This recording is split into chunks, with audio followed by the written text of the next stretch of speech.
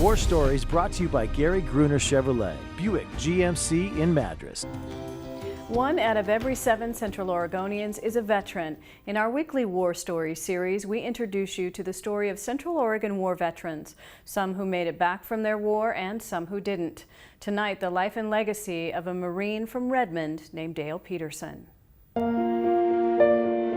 Dale was born September 7th, 1986 in Burns, Oregon. He moved to Redmond with his dad, and that's where he had most of high school. I met him actually at the Deschutes County Fair. I was in FFA and I was raising pigs, and I saw him at one of the setups. It was love at first handhold. He held my hand and that was it. I was his forever. The day I met him, he told me that he wanted to go into the Marine Corps. And I told him that was a bad idea. I told him he shouldn't go.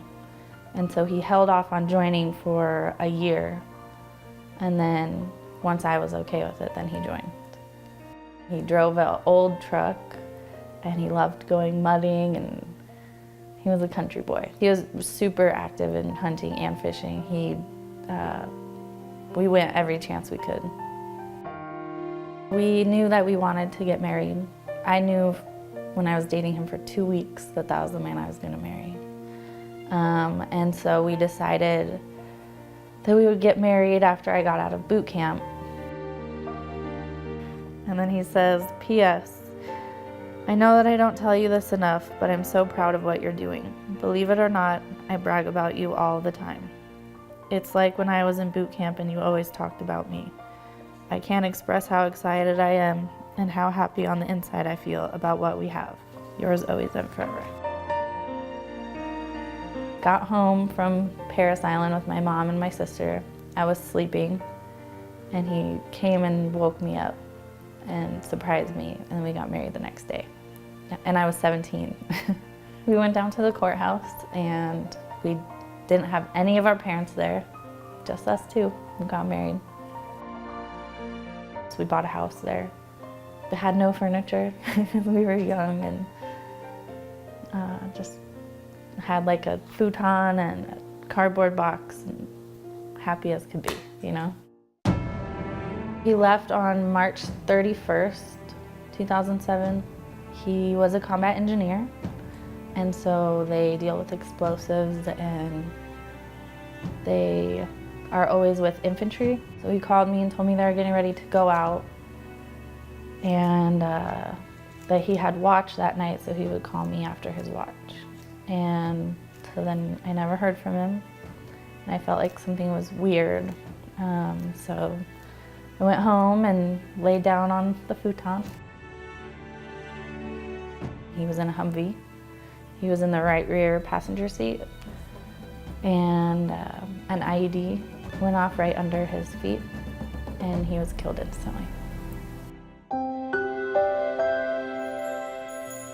When I opened the door, there was a gunnery sergeant in his blues, and then there was the chaplain there. And they said, Mrs. Peterson? And I said, nope. What do you want? I was very mean. And then they told me that there was an accident, and I cut them off in the middle of their sentence and just asked him if he was dead. He left March 31st, 2007, and he was killed on April 23rd, 2007. Driving down the highway, and the whole town just drove out there, and everybody got out of their cars, and to see everyone from like a little tiny kid to someone getting out of their wheelchair and putting their hand on their heart, like that was so amazing to see. I'll never forget that. If I could have him remembered anyway, it would be how funny he was.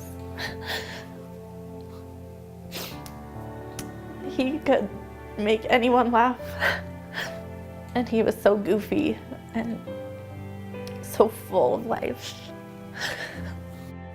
And that's what I want every day to do for him.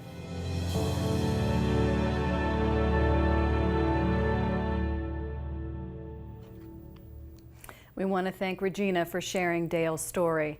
In next week's War Stories, Regina shares her story and how Dale's death changed the course of her military career.